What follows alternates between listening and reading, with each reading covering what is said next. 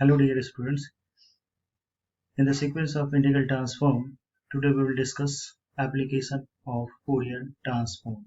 This is lecture 1. Application of Fourier transform. See, there are basically two types of application based Fourier transform. The first type is minus infinity to infinity. Then take the complex Fourier transform of both sides of partial differential equation, thus reducing to the ordinary differential equation, and then solve it, and finally take the corresponding inverse Fourier complex transform of the solution thus obtained. Now the second type is 0 to infinity, then take the infinite Fourier sine and cosine transform of both sides of the partial differential equation, thus reducing to the ordinary differential equation, solve it, and finally take the corresponding inverse infinite sine or cosine transform of the solution so obtained. So the choice of the sine and cosine transforms is decided by the form of boundary conditions at the lower limit of the variable selected for exclusion. This is the connection we required the following result. So we will discuss first of all type 1, that is fs del square u upon del x square. Here s stands for sine. Del square u upon del x square is equal to 0 to infinity del square u upon del x square sine of px dx. Taking non-symmetrical definition of Fourier sine transform, using integration by parts, it becomes del u by del x sine of px 0 to infinity minus p of del u by del x cos of px dx. So the first part of integral becomes 0 provided del u by del x tends to 0 as x tends to infinity. So the rest of part is minus p of 0 to infinity del u by del x cos of px dx. Now again integration by parts, it becomes minus of u cos px 0 to infinity plus p of 0 to infinity u of sine px dx. So this becomes minus p of, here p is missing, so put here p, minus p of u of xt at x equal to 0 minus p square u of s p comma t, assuming that u of xt tends to 0 as x tends to infinity.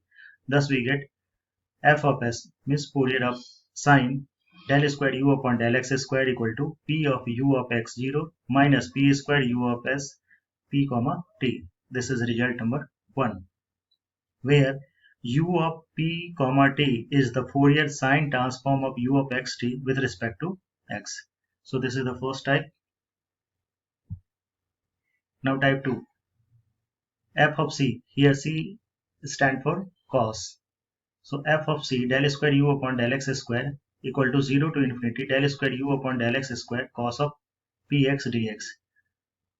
By non-symmetrical definition of Fourier cosine transform using integration by parts, it becomes del u by del x cos of px 0 to infinity plus p 0 to infinity del u by del x sine of px dx. So the first part of result is minus of del u by del x at x equal to 0 plus p of 0 to infinity del u by del x sine of px dx, assuming that del u by del x tends to 0 as x tends to infinity. So the first result as it is, del u by del x at x equal to 0 plus p of, again integration by parts, u of sine p px 0 to infinity minus of p 0 to infinity u of cos px dx. Again first part as it is, it becomes minus of, first part of this becomes 0. So the rest of part is minus p square 0 to infinity u of x comma t cos of px dx, assuming that u of xt tends to 0 as x tends to infinity. Hence f of c del square u upon del x square equal to minus del u by del x at x equal to 0 minus p square u of s, u of c p comma t. This is result number 2 with respect to cos, and the first result with respect to sine. where u of c p comma t is the Fourier cosine transform of u of xt with respect to x, and u of xt is a function of the variable x and t.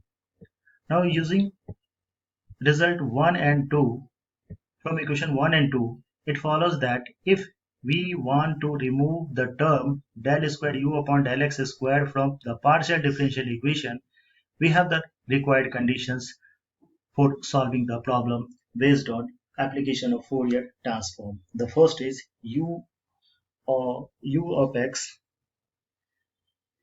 ux of 0t, that is del u by del x when x equal to 0, is Fourier cosine transform. u of x ux of 0t, that is del u by del x when x equal to 0, in this case is Fourier cosine transform. And second is ux of 0t, that is u of xt when x equal to 0, is Fourier sine transform. So these are the two conditions which is applicable in problem based on Fourier transform as a application form. Thank you.